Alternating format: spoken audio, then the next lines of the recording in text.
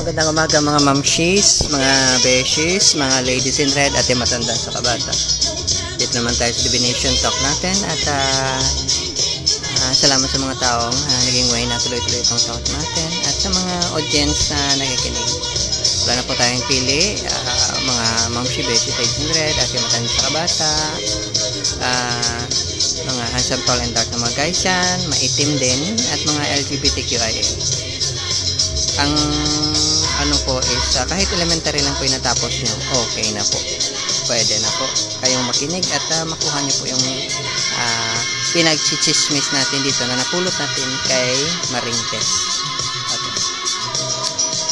Yung tema po natin is hindi po nagbabago, galing po sa prayer ni Master Christ nung tinanong siya ng mga disciples niya, turuan sila kung paano mag-pray. At ito po yung tema is forgive us our sins as we forgive those who sins against us. Patawarin niyo po kami, hihingi tayo ng kapatawaran sa Godhead. Tawag niyo man Ama o ano man yung tawag niyo, Allah. Hihingi tayo ng kapatawaran pero on the condition, conditional to. Conditional statement ang tawag dito. Papatawarin tayo pag pinatawad natin yung mga taong may kasalanan tayo. Kahit ano po na kasalanan. Kasi bago tanggapin ng Diyos yung kung ano-ano man na hinihingi natin sa spiritual life natin, sa buhay natin, ay kailangan magpatawad muna tayo. So yung forgiveness dito, ang pagkapatawaran is hindi po partial, installment, kagaya sa mundo. Medyo mabigat sa'yo, mag-installment ka muna. Parang utang. Hindi po pwede. Total forgiveness. Lahat ng tao na naalala mo na may kasalanan sa'yo, i-forgive mo po. Kurado lahat. Dapat clean slate ang tawag dito. Wala na silang utang sa'yo. Kaya debts, minsan yung translation dito. Debts, ibig sabihin, utang. Kasi kung walang utang, walang babayaran. Dahil may utang sila sa'yo, hindi nila kayang magbayad. Baka malamang guilty o baka kung ano-ano pa. Ang importante na bura niya na yung utang nila. Ngayon, balik tayo sa kwento tungkol sa kaya Mary po. Dalawa po kasi yung Mary dito sa yung scripture po na sa Christian scripture. Ang isang Mary is si Mary the Great. Ang tawag dito is sa kanya is anak niya si Master Christ. Anak niya si Master Christ. Yung isa is yung first disciple which considered na siya yung sa ibang writings wife ni Master Christ, si Mary Magdala. So ang is hindi pansamantalang i-cancel muna natin yung explanation tungkol sa kanila kasi maganda po yung nila, medyo malalim pala. Ngayon, dito tayo sa pinaka main focus natin. Alam nyo, very popular yung ngayon, yung DC at saka Marvel stories. Alam mo, yung mga superhero, mga X-Men, or kung ano mang games mahilig kayo, ML siguro, yan, reflection yan. Nagpapakita yan ng desire natin, yung puso natin, na gusto natin, o naghahanap tayo ng mga heroes, heroine yung babae, pero actually heroes naman silang dalawa.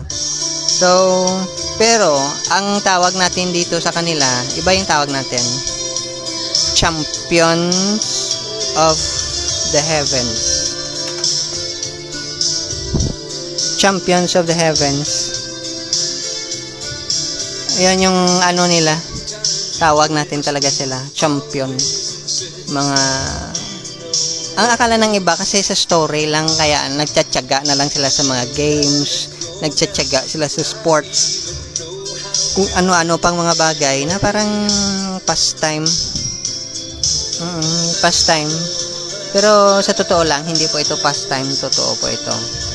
Kasi ang pagkaintindi natin, si Master Christ is siya yung original na X-Man. Bakit? Bakit siya yung original na X-Man? Kasi walang nakakaalam talaga ng totoo niyang pagkatao. Alam mo yung nabuntis si Mary the Great, may nakipagkwento sa kanya na angel, hindi natin alam kung ano talaga yung nature niya. Okay. So, pero anyway, hindi natin alam kung anong totoong pagkatao niya talaga. Yung alam lang natin is yung pinakita niya lang. Ngayon, eto, dahil alam mo naman kung Christian ka, mahilig ka magbasa ng New Testament, hindi gaano yung Old Testament, kasi yung mga Jew naman talaga mahilig sa Old Testament, Tanakh or Torah. No, ngayon, sa New Testament, dalawa po yung point of view dyan. Yung isang point of view na pinipilit na i-harmonize ng mga scholars natin matatalino is yung Gospels at saka yung Pauline letters. Gospel story tungkol kay Master Christ, mga sinabi niya. At saka yung Pauline letters is yung mga sinulat at saka sinabi ni Apostle Paul. Apostle daw. Okay. So, minsan may conflict sa mga sinasabi nila, na minsan naging priority yung teachings or sayings ni Paul at naging secondary na lang kay Master Christ. Okay. So yung focus minsan is, alam mo naman, tanda po natin, wag nating kalimutan, yung katuruan po sa Old Testament is ritual po, yan ang tawag dyan. That is why may ritual cleanliness. At saka yung ritual, pag nasunod mo, righteous ang tawag sa'yo. Okay? Pag nasunod mo yung ritual sa worship, righteous ang tawag sa'yo. Nagawa mo ng tama. Okay? Ganon din yung minsan yung katuroan ni Paul, kasi Jewish din yan si Paul. Yung orientation niya, fanatic siya. Pero maganda naman pagka-fanatic niya, kasi may silbi naman siya. No, ngayon,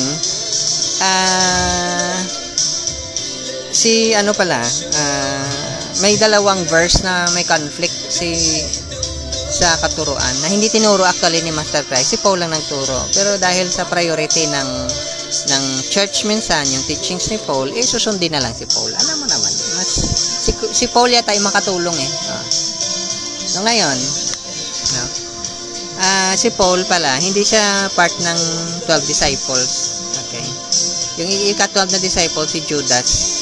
So, yung dalawang disciple na matindi yung kasalanan nila is,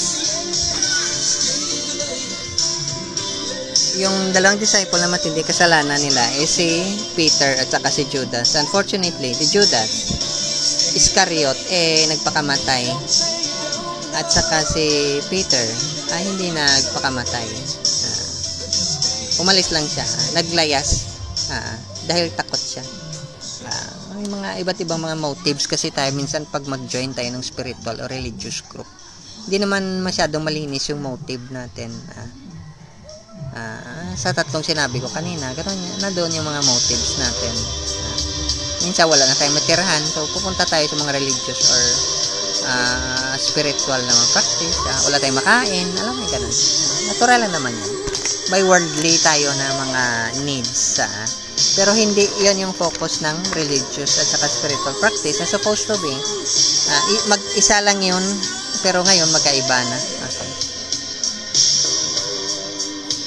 So, dahil tinanggal si Judas dahil wala siya, of course hindi nawala si Judas actually. Andun pa rin siya sa 12. Kaya lang, nag-decide yung mga ibang disciples na palitan si Judas. Of course, hindi nila na supersede naman yung choice talaga ni Master Christ, kasi hindi sila mas mataas kay Master Christ. So ngayon iba yung naging disciple. So si Peter, ulitin ko, tinawag siyang Satanas. So, wag na kayo maghanap ng Satanas. Kung maghahanap pa kayo, pumunta lang kayo sa salamin, makita niya yung Satanas yan. Tingnan niyo lang na maayos. Makikita niya, mamaya-maya makita niyo yung Satanas pag nanalamin kayo. Ay, yung demonyo naman, tawag kay Judas is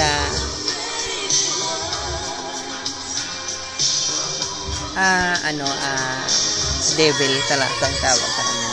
So, wala siyang chance na hindi naman kailangan i-justify yung sarili niya, pero hindi niya nakita sa story na justify niya. Pero bawat isa sa kanila may sinulat na isa sa yung mga malalalim talaga na secret ng teachings is binigay kay Mary of Magdala at saka kay Judas, which hindi minsan kaaya-aya. At wag po natin kalimutan ay yung sinasabi nating Bible, may apokripa po yan. At saka minsan medyo hindi maganda yung teachings sa loob ng apokripa. Especially yung iba dyan. Masyadong bias. Pero okay lang kasi sa ibang practice accepted yung apokripa, sa iba hindi. Sa Protestant, hindi accepted yung apokripa. So ngayon balik tayo sa mga superhero natin.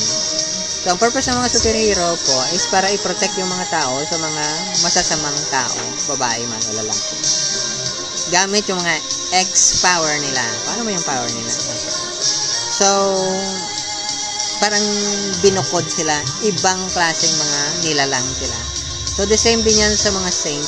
Yung mga saint is parang, binukod din sila.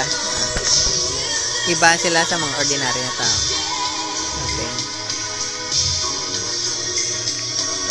Kaya, yung saint is parang ganito rin, or shadow, ganito rin yung idea ng mga X-Men. Iba talaga sila. Hindi natin maintindihan yung kakayahan nila. Kaya nga hindi po ina-encourage yung mga tao na pag sumasama kayo sa mga shadow,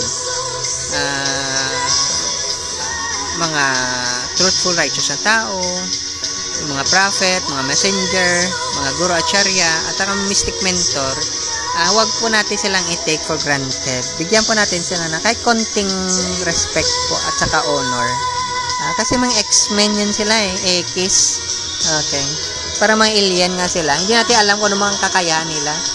Baka yung iba dyan, mga pretender, nagkukunwari. Pero yung iba talaga, matindi yan. Kasi pag nagkamali ka sa kanila,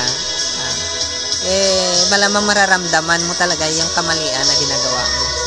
Masakit minsan. Kung ano yung ginawa sa mo, parang may katumbas siya, nakapalit. Parang ganun. Kasi na-observe ko rin yan sa iba. Na antindi talaga ng ano nila. Yung iba talaga sinasadya na may nagagalit yung sado sa kanila. Which hindi naman kailangan magalit yung sado. Blessing din yan. Yung iba dyan is talagang walang ginagawa yung sado, nag-mirror, nagre-reflect yung nire-release na power ng isang tao na masama. Ganon yan. At saka, yung mga saint pala, or mga sado, may iba pala ako. Yung pinaka-rare para na tarot card, yung saint card. Saint. Hindi yun basta-basta makita. Kung baga sa pang museo na tarot card, saint. Pero iba yung spelling niya. Kaya pag hinanap nyo na saint na English spelling, baka hindi nyo makita. Bihira yan. So, yung mga sado, or mga prophet, messenger, guru, acharya, mystic mentor, may mga superhuman abilities yan sila. Yung iba dyan, katulad sa story sa Vedas, may remote viewing ability sila. Kaya nilang tawagin yung mga divine beings na magpakita. Ganon din sa story sa Islam. At saka sa Vedas, kaya nilang tawagin. In fact, yung kung titingnan natin sa story talaga natin, na parang very ridiculous sa mga non-believer.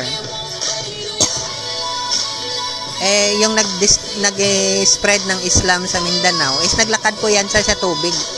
Katulad ni Master Christ. Si Master Christ, sandali lang niya naglakad. Hindi masyadong malayo. Ito, napakalayo talaga ng nilakad niya. Island to island talaga. Okay. So, bahala na kayo mag-research. Ganon yung ability ng mga sado. Iba yan po sila. May iba pa nga dyan napipigil na yung mga ulan. Alam mo ganun.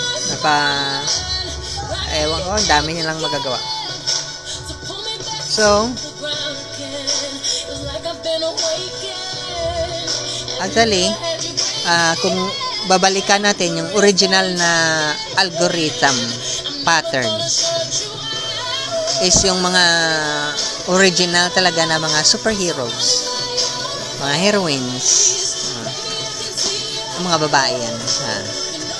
Hindi po mga lalaki. Kasi kung titingnan natin, pagbasa kayo na maayos sa creation story, may ano dyan, medyo may problema minsan sa mga translation dyan. Hindi po Adam yung pangalan ni Adam. Humankind po yung ibig sabihin ng Adam dyan. Hindi naman pangalan yan. Or mankind. Unless siguro yung wrestler na si Mankind yung ibig mong sabihin. Siya yun. Pero dahil nahuli naman pinanganak si Mankind na wrestler sa World Wrestling Federation, malamang hindi yun si Mankind. So, hindi po kung titingnan nyo, basahin nyo yung Genesis yan, hindi po na pangalanan yung lalaki dyan. Wala pong pangalan. Kaya nga yung tawag kay Master Christ is Son of Man. Kasi yung Adam, yun yung man. Wala pong hindi po pangalan. Yung pinangalanan lang po dyan, si Eve lang po, at saka yung mga nakasunod na mga tao. Sila lang po yung nagkaroon ng pangalan. Si Adam po, walang pangalan. Noong nagkasala po yung sinasabi nating Adam and Eve, wala po silang pangalan. Yung ahas po dyan, hindi po Satan yung pangalan niya. Wala po siyang pangalan. So, may significance po yan pag walang pangalan yung isang tao. Nagkakaroon na ng accountability at saka responsibility yung tao pag may pangalan siya. Kasi nagagamit niya na po yung power ng Godhead. Kaya nga kailangan mong pangalanan ka pag nag-take up ka ng spiritual o religious life. Kasi para i-take mo yung mantle, yung burden na kailangan mong i-accomplish sa buhay mo ngayon. Yung ibang tao, hindi nila po nakuha. Nagbabasa sila ng scripture o ng Bible, hindi nila nakita yung significance ng pangalan. Wala pong pangalan si Adam dyan. Yung may pangalan lang po si Eve.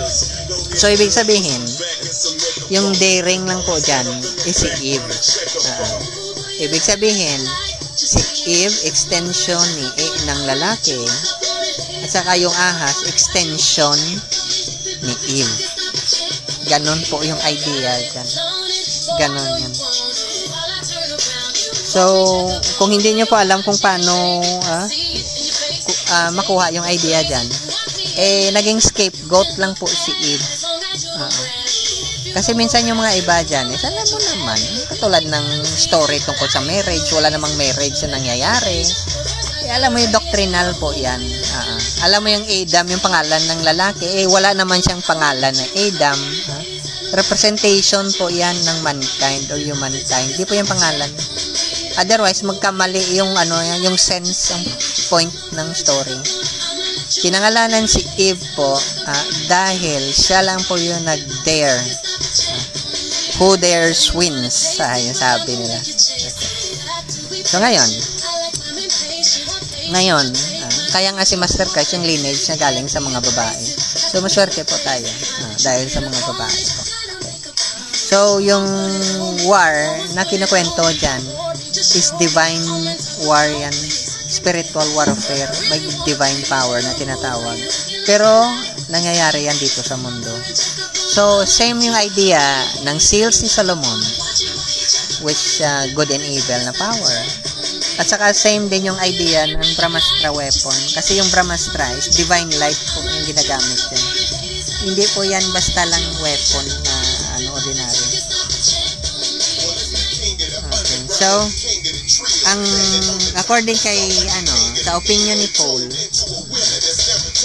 ang purpose ng divine energy na ito, power ng mga X-Men, which actually women, is para i-destroy yung fortress, stronghold, or pwede natin sabihin foundation ng evil power.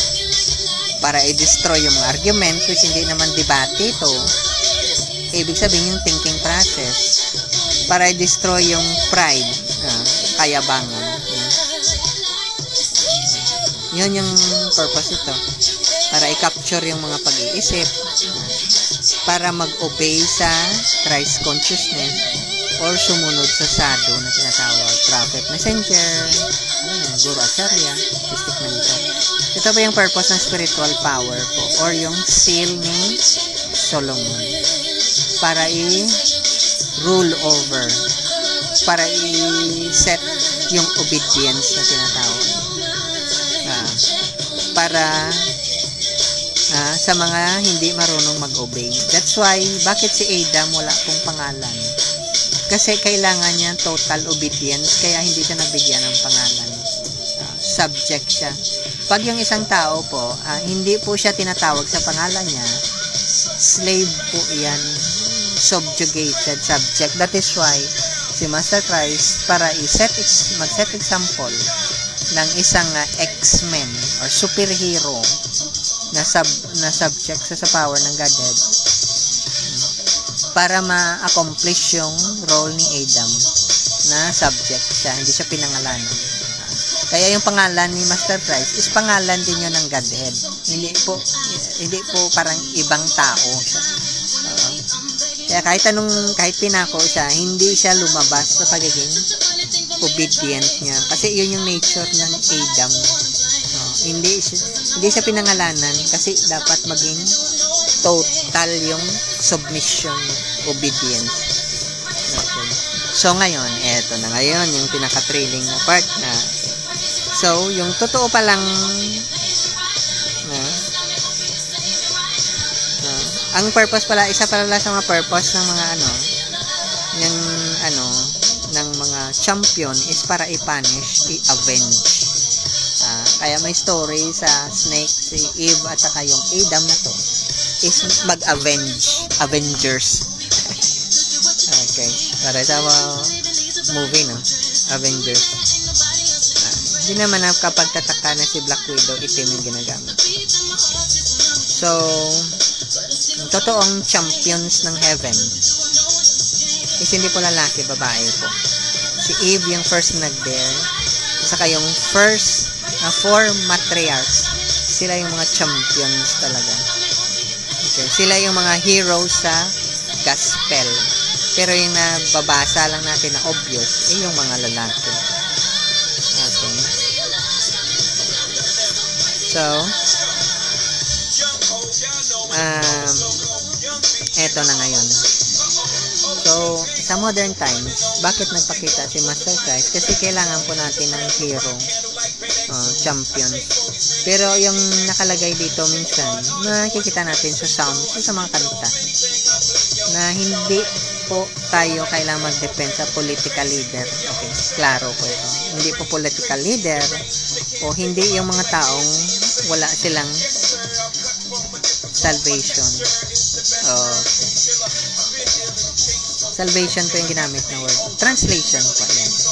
Pero yung salvation po, at saka yung healing, isa lang po yung ibig niyang sabihin.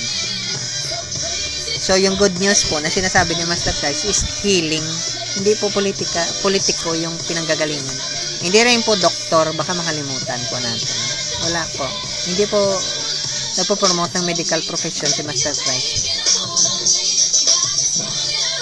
So, ito na po. Yung mga heroes po natin, hindi po politician yan. At saka hindi rin po sa medical profession.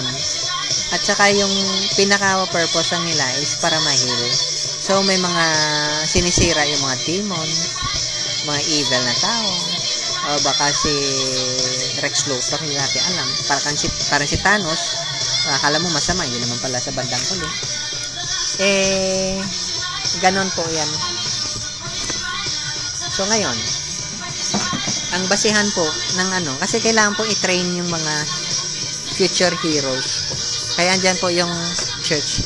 Yung ibig sabihin ng church is congregation po. Yung mga taong tinawag. So, yung mga X-Men po na tinawag, part sila ng congregation. Kaya ang X-Men tawag sila. Kasi hindi mo alam kung sino yung X-Men dyan eh. Yung mga X na tinatawag. Okay. Kasi yung mga X-Men, sila yung na-achieve nila yung hero's journey na apotheosis. Samadhi yung tawag dyan. So, ang suit of cards na 1 to 10, na-complete na nila. 1 pala, alas, hanggang sa king pala, na-complete na nila. Naging man at saka woman na sila. Walang identity po yung man, kaya Adam ang tawag natin. Yung babae po, Eve ang tawag sa kanya. Nagkaroon siya ng identity. So ngayon, ang basehan po yung heart. How's your heart po? Kasi yung puso po, yung pinanggagalingan ng identity mo. Okay. So ngayon, dahil pinanggagalingan nyo ng identity mo, dyan mag-start yung pagiging X-Men mo po. So ngayon, sa Proverbs ko yan makita. Pero ang sabi sa opinion ni Paul is, kailangan pong subukan natin lahat. So kung alam mo na X-Men ka, nag-submit ka na sa power ni Master Christ, subukan mo yung kakayahan mo. Kaya i-test mo lahat ng bagay. Kunin mo lang yung pinaka-ideal. Pinaka-na-ideal pa. Yung ideal po. The best. Kailangan hanapin mo yung the best. Kaya nga sabi ni Master Christ, perfect. So, pag sinubukan mo, kunin mo yung perfect. Ngayon, sa kasabihan ni Master Christ, kung naniniwala ka sa sinasabi ko sa iyo, if you believe me,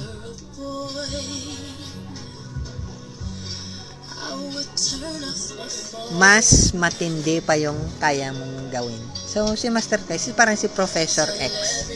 At saka si Magneto. Sila po yung nagte-train ng mga taong magiging future X-Men. Kasi yung power na to, hindi po basta determine, malalaman ng mga makamundong gamit, instrument. Kaya nga, nag-i-experiment yung iba. May paranormal studies. Kasi gusto nilang subukan yung mga unseen na power na to. X-power, X-factor na sinasabi niya. Hindi lang magawa-gawa kasi matindi po yung kapangyarihan ng X-factor na ito.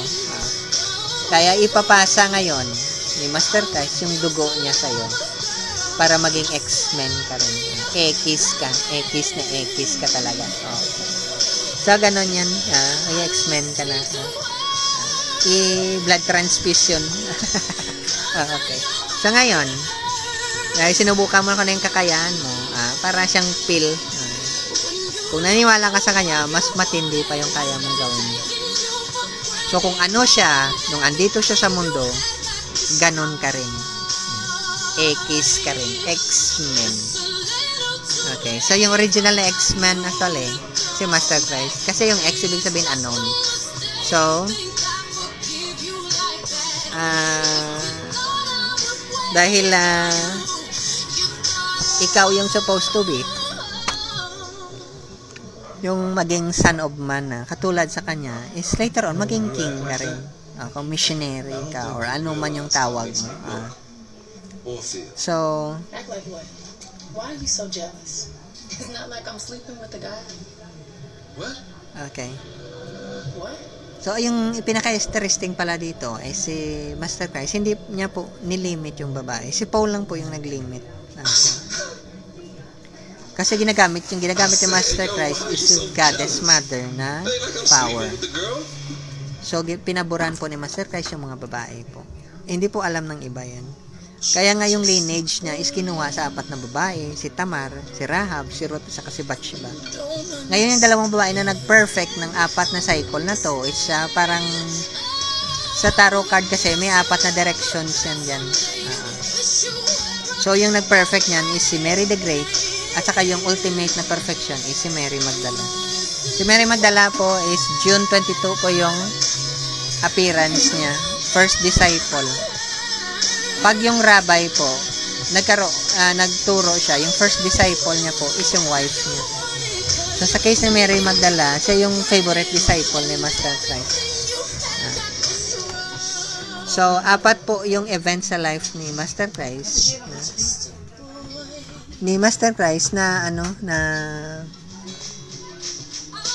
Na sila lang po yung maka-attest, yung witness or martyrs na tinatawag. Yung virgin birth, which is Mary the Great lang yung nakakaalam kung sino man yung nakabuntis sa kanya. Pero sabi niya, Godhead po. Pero babae. Yung isa is yung part doon is yung life at saka ministry ni Master Christ. Yung isa dyan is yung namatay si Master Christ, yung main witness po dyan, or yung witness po is babae po. Yung nilibing po siya, babae din po yung witness kung paano inilagay yung katawan niya. At saka yung resurrection niya po, yung pinakita niya pagiging X-Men niya, X-Man, babae din po. So wala pong witness na lalaki dyan. Yung sa life at saka ministry yan, yung ibang witness lalaki. Pero yung pinanganak, yung pagkamatay, pagkalibing, at saka yung pagkabuhay niya ulit, babae lang po. Walang witness po na iba. So, ganyan po ka-unique yung style ni Master Christ kasi alam niya, ibang klase yung mga babae magmarites. Okay. So, si Eve, yung babaeng pinangalanan, siya yung kumuha ng prutas ng good and evil. Eve din po, babae rin po, Mary the Great, sa Mary Magdala, yung pumitas po ng fruit of life. Ganon po. So, woman first. Ladies first. Okay. So, yung champion po natin, hindi po lalaki, babae pala. Okay. So, yung first witness natin, or martyrs, ng katotohanan ng power ng X-Men is mga babae po. So, alalahanin natin, alien po si Master Christ. Walang nakakilala sa kanya. Kailangan niya pong i-introduce yung sarili niya. So, ganun po yung nature ng mga sadhu. So, may maalala po tayo sa prayer po sa Islam, may Malik na tinatawag dyan. Ibig sabihin, King, Lord, Angel, Emissary. Same din po sa mga sadhu. Kaya nga po, pumasok yung idea na Caliph, yung head po talaga. Pero, kung titingnan natin,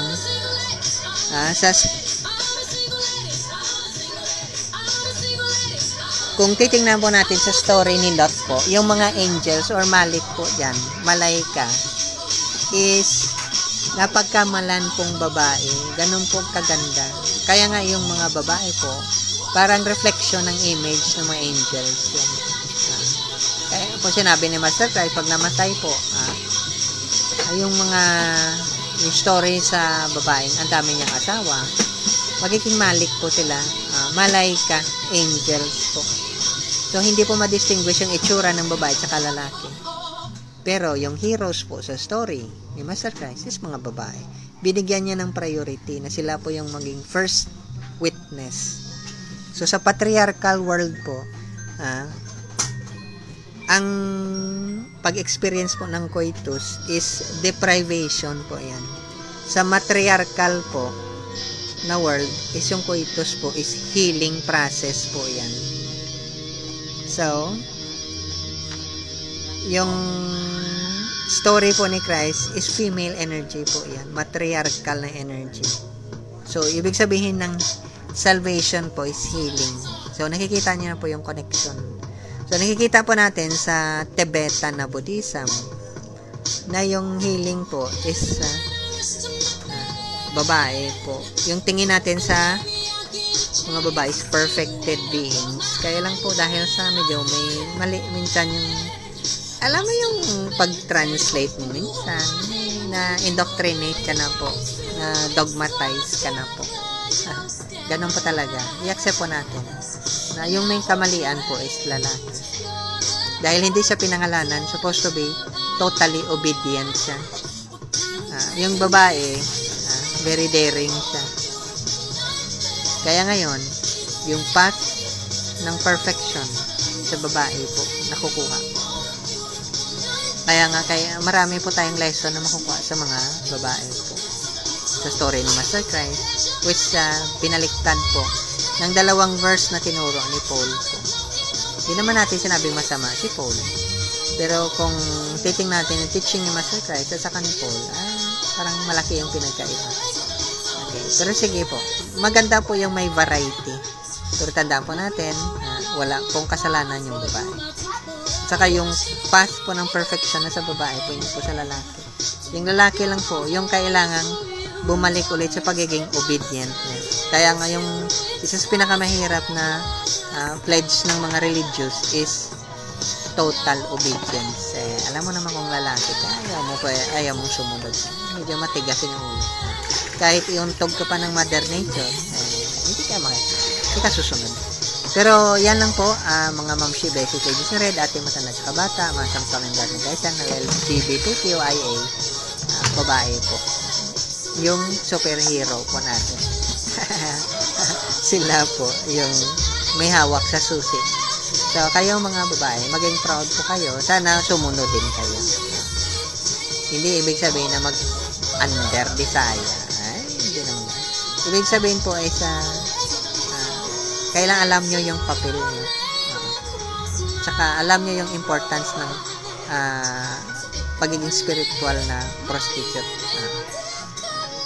Yung coitus po, hindi po yan basta-basta.